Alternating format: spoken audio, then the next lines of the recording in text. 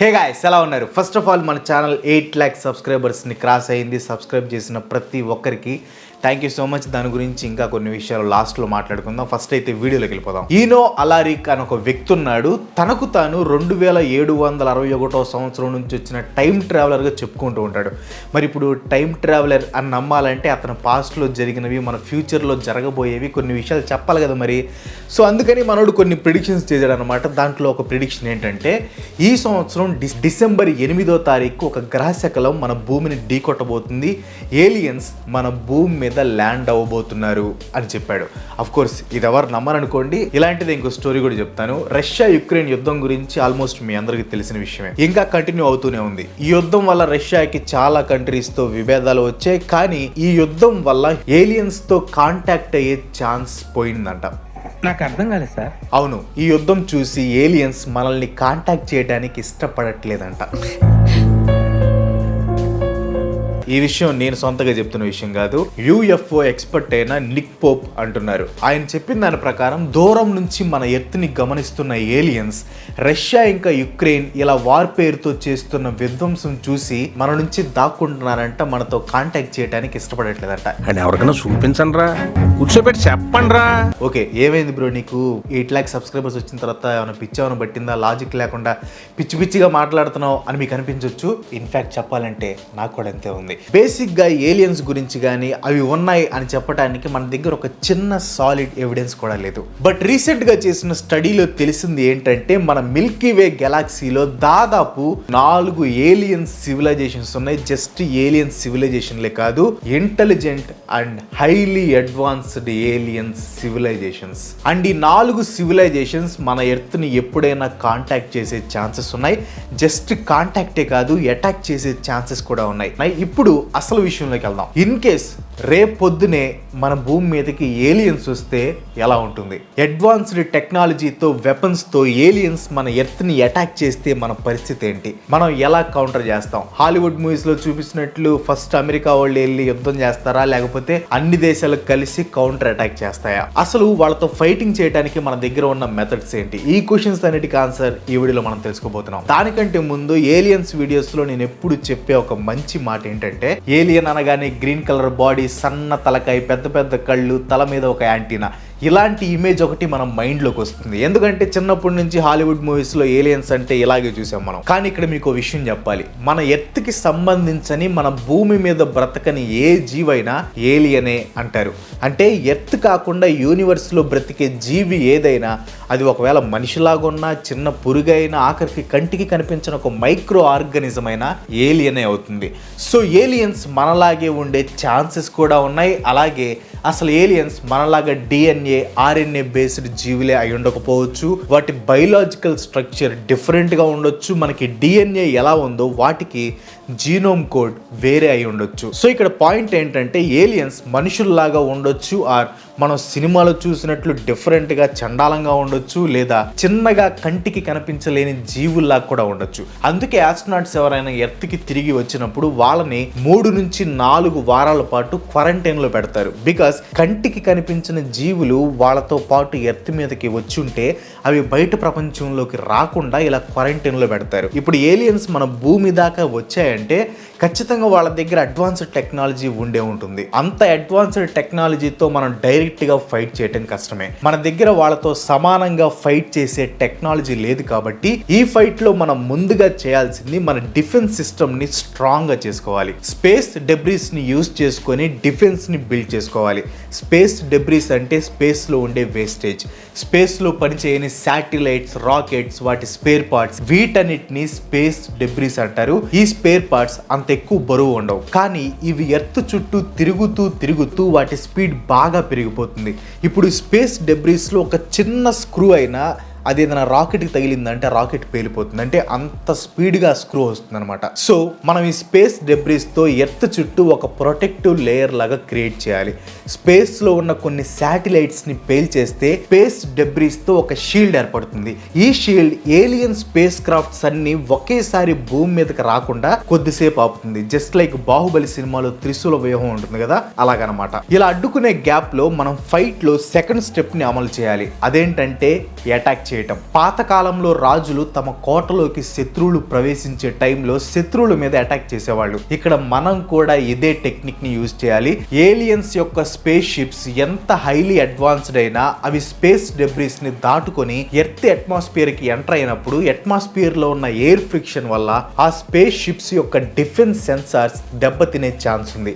లేదా ఆ ఫ్రిక్షన్ని earth గ్రావిటీని manage చేసే టైంలో ఏలియన్స్ అటాక్ని అడ్డుకునే పొజిషన్లో ఉండలేవు. ఈ టైంలో మనం మిసైల్స్తో వాటిని అటాక్ చేయొచ్చు.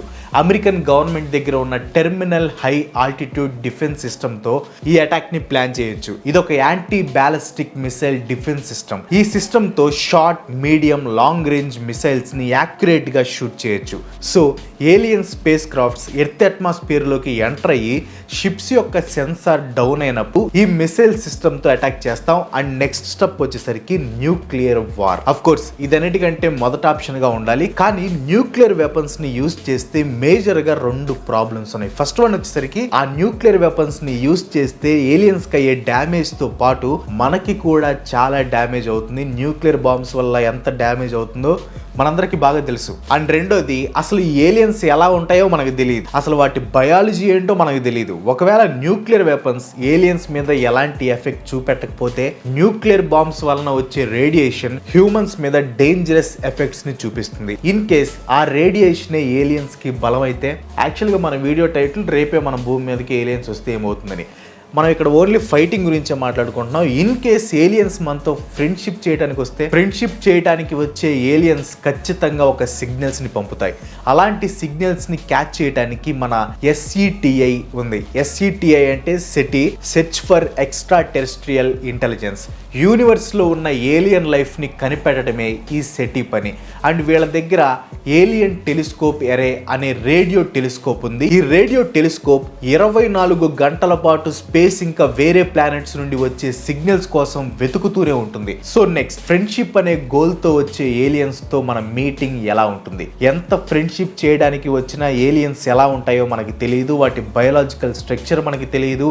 అండ్ వాటిని ఎలా డీల్ చేయాలో ఏ కంట్రీ యొక్క గవర్నమెంట్ దగ్గర పర్టికులర్ ప్రోటోకాల్ లేదు. సో ఏలియన్స్ ని మీట్ అయ్యే టైంలో ప్రతి దేశం యొక్క గవర్నమెంట్ మనకి బాగా 2 సంవత్సరాల పాటు బాగా అలవాటైన లాక్డౌన్ ని పెట్టే ఛాన్స్ ఉంది. ఈ లాక్డౌన్ పెట్టడానికి మెయిన్ కారణం జనాల్లో క్రియేట్ అయ్యే భయం. అసలు ఏలియన్స్ ఉన్నాయా లేవా అనేది తెలియదు, కానీ ఏలియన్స్ అంటే భయం మాత్రం ఉంది. ఇంకా అవి భూమి మీదకి వచ్చాయంటే జనాలు చేసే పనులు ఎలా ఉంటాయో మనం వర్ణించలేం.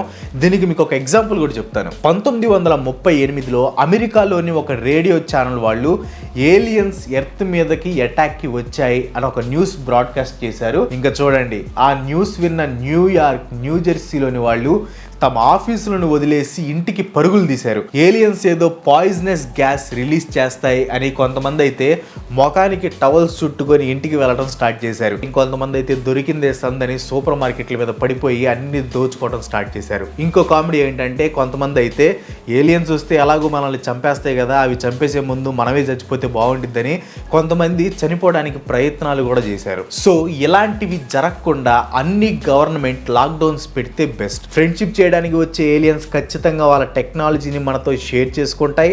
ఆర్ అట్లీస్ట్ మనం వాళ్ళలాగా డెవలప్ అవడానికి హెల్ప్ చేసే ఛాన్సెస్ ఉంటాయి.